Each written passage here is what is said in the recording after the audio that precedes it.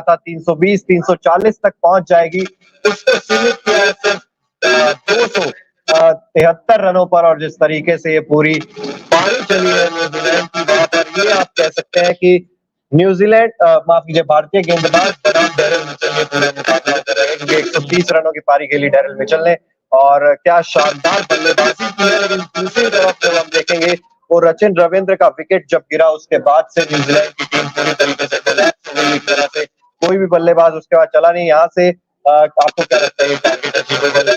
Achievable है। और दूसरी चीज ये है कि यार इंडिया ने बहुत अच्छा कमबैक किया है यार, क्योंकि अगर आप 35 ओवर पहले देखोगे मैच तो मुझे लगा था कि आप 315 320, क्योंकि सेट बैट्समैन हो चुके थे, डैरेल मिचेल 100 बना चुके थे, लेकिन उसके बाद जब कमबैक किया है तो 273 बनाए यहाँ न्यूजीलैंड ने, 274 का टारगेट है। तो धर्मशाला की इस विकेट पर शायद क्योंकि ड्यू फैक्टर भी रहेगा, तो अब ऐसे में उतना मुश्किल होगा नहीं बाय द वे। लेकिन यहाँ पर बल्लेबाजी देख लेते हैं, ये देखिए डेवन कॉनवे आज कुछ खास नहीं कर पाए और वो सिर्फ जीरो पर आउट हो चुके। और लेकिन आपसे देखिए श्रेयस अय्यर के कैच को, बिल्कुल, क्योंकि जिस तरीके का वो कैच था, वो विकेट मोहम्मद सिराज से ज्यादा श्रेयस अय्यर के नाम की थी, क्योंकि डाइव करते हुए उन्होंने कैच पकड़ा और वो शानदार कैच लपकने के कारण ये पहला झटका न्यूजीलैंड को लगा था। डेवन कॉनवे बिना फाटक को आउट हुए थे।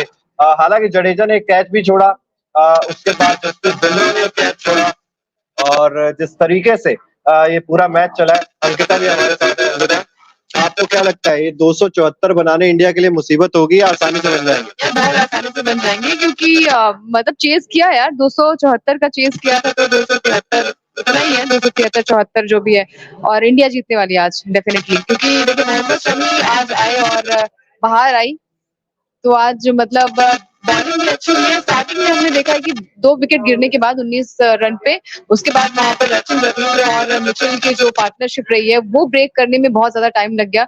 हालांकि अगर 250 में रोकते या फिर 220 में रोकते तो मैं ज्यादा खुश होती। मतलब मुझे लगता है कि थोड़ा सा रन ज्यादा बन गया, लेकिन फिर भी चलिए ठीक है, इतना मेरे हिसाब से बहुत ज्यादा नहीं बने। ड्यू मोनू अभी से ही दिखनी शुरू हो गई है थोड़ी थोड़ी मैदान पर, तो न्यूजीलैंड की क्या रणनीति होने वाली है यहाँ से? क्योंकि उनको पता था ड्यू आएगी, लेकिन इतनी जल्दी पहली पारी के अंत में ही थोड़ी थोड़ी ड्यू दिखने लग जाएगी, ये शायद उन्होंने नहीं सोचा होगा। अब उनके स्पिनर जो है उतना ज्यादा गेंद में आ नहीं पाएंगे। शुरुआत में नई गेंद से थोड़ी मदद जरूर मिलेगी, लेकिन जब गेंद ट्रेवल करेगी आउटफील्ड में तो उससे गेंदबाजी करना थोड़ा सा और मुश्किल होता जाएगा धीरे धीरे।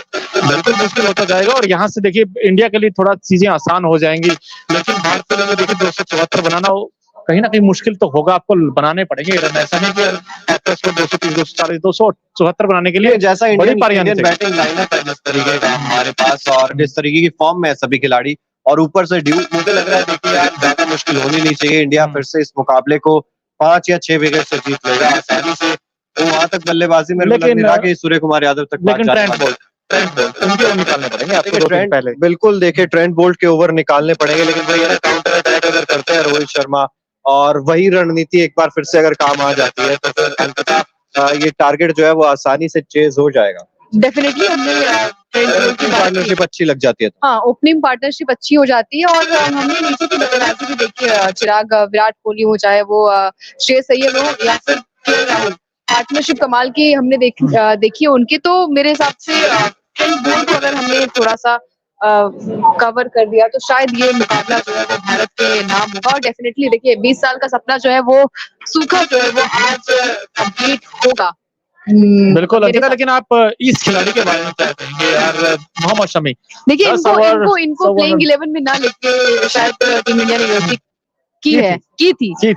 लेकिन आज इन्होंने अपने आप को प्रूव किया है, 5 विकेट हॉल लिए हैं और मेरे हिसाब से आगे के भी जो मैचेस होंगे वो शमी को आपको खिलाना चाहिए वहां पर। बिल्कुल, लेकिन आज देखिए 5 विकेट हो लिया है और कहीं ना कहीं मुझे लगता है कि ना सिर्फ शमी बल्कि सिराज ने भी अच्छी गेंदबाजी की है और देखिए 10 ओवर में 43 रन दिए सिर्फ और 1 विकेट उनको मिला। इसके अलावा रविंद्र जडेजा, हालांकि वो कैच जरूर छोड़ा आज, रचिन रविंद्र कैच छोड़ा आज। हाँ, आज मतलब रविंद्र का कैच छोड़ा।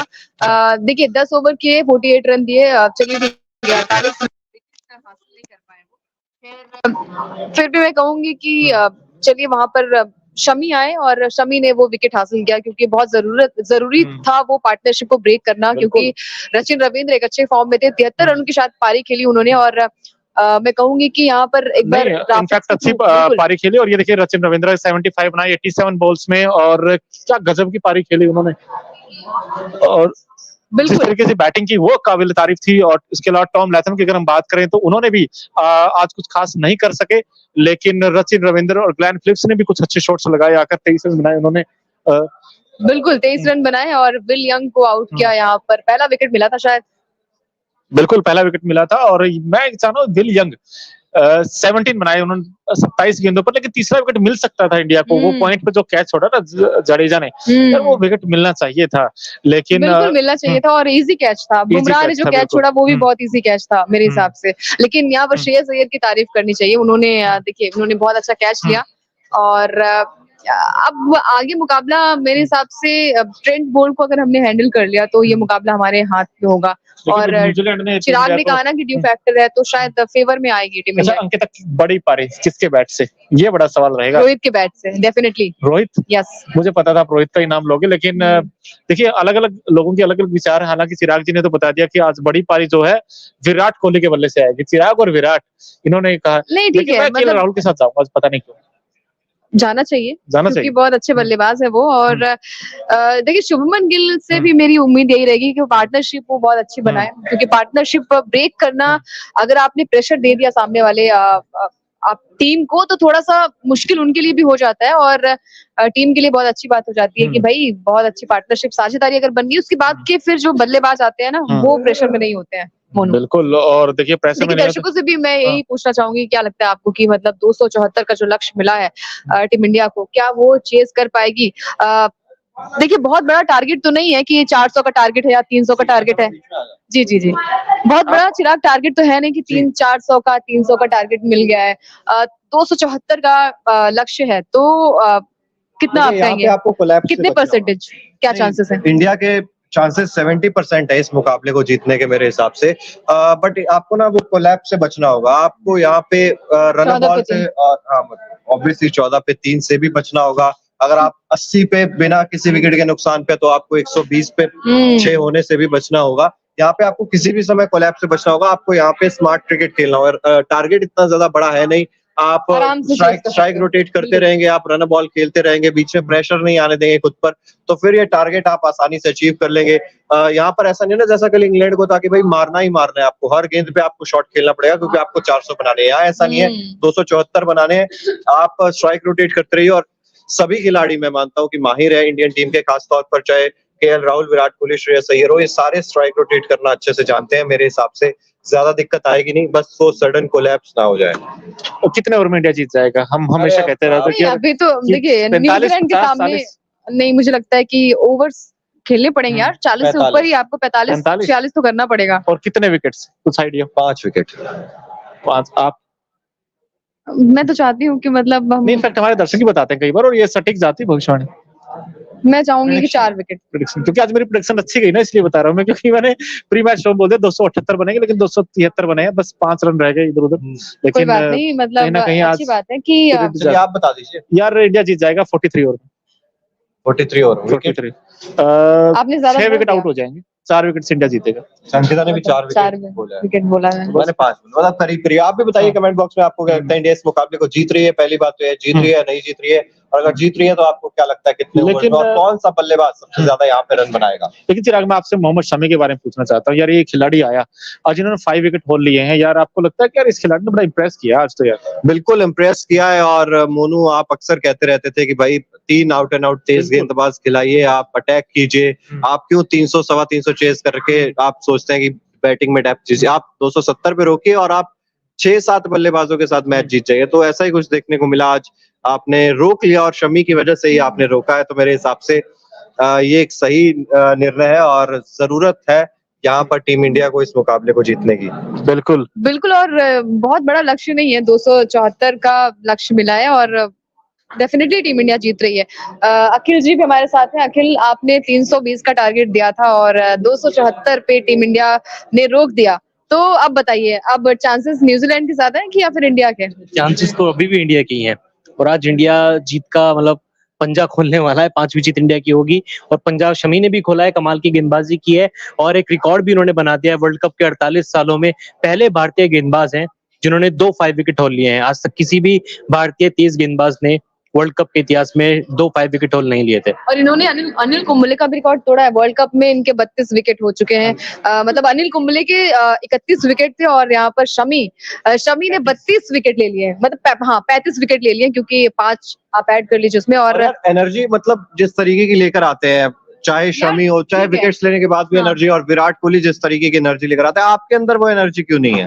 नहीं, क्यों हम आप इंडिया को अखिल, मतलब आप इतना क्यों अच्छा- back foot मोहन पर हो यार? शमी बहुत बढ़िया बॉलिंग किया आज आपने, बहुत ही बढ़िया बॉलिंग की, 5 विकेट निकाले, कुंबले का रिकॉर्ड तोड़ा, इतिहास रचा। इससे बढ़िया वापसी और क्या हो सकती है यार। बिल्कुल। और हाँ, जडेजा इससे के बारे में बढ़िया क्या कहेंगे आप? वापसी क्या जडेजा ने एक कैच जरूर छोड़ा, लेकिन एक कमबैक कैच किया। छोड़ा, ठीक है, एक कैच छोड़ दिया, शमी ने उसको कवर अप कर लिया। बिल्कुल। और लेकिन 274 बनाने, हाँ। मैं कहूंगा इस विकेट पे ये बहुत इजी टारगेट होने वाला है, अखिल जी, क्योंकि आपको लगता है न्यूजीलैंड थोड़ा शॉर्ट रह गया? 10 15 20 30 रन कुल मिलाकर? थोड़ा नहीं, बहुत शॉर्ट रहा है बहुत मोनू, short रहा है। क्योंकि आखिरी के 5 ओवर में सिर्फ 29 रन बने हैं। आखिरी के 5 ओवर में सिर्फ 29 रन, जबकि डेरिल मिचेल ने बहुत निराश किया। 100 लगाया, 100 बॉलों में 100 था, लेकिन उसके बाद उनको चार्ज देना था। उनकी पारी थोड़ा स्लो रही, 127 गेंदों में 130 रन, कहने को बहुत शानदार पारी है, लेकिन शतक बनाने के बाद वो थोड़ा धीमे पड़ गए थे। वहां पे अगर वो थोड़ा चार्ज लेते ना, तो ये टीम 300 प्लस का स्कोर बना सकती थी। यहाँ तो उनके बाद के और बैट्समैन जो थे उनको लेना था ना। आप उनको लेना था, लेकिन स्ट्राइक मोस्टली उनके पास थी। वो सिंगल डबल करते रहे, वो रोटेट करते रहे। शायद वो प्रेशर में आ गए होंगे, क्योंकि विकेट गिरते गए।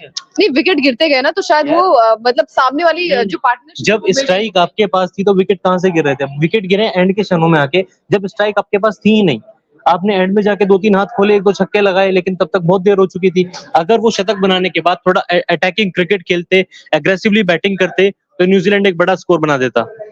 नहीं, अच्छी बात है ना टीम इंडिया के लिए कि 274 का लक्ष्य मिला है, और इजीली हम चाहते हैं कि टीम इंडिया उसे जीते। और 5 बार आज इन्होंने बड़ी सिराज नाम का ये जो पूरे वर्ल्ड कप में एक मेडन भी। अच्छी बॉलिंग इनकी आज देखने को मिली है।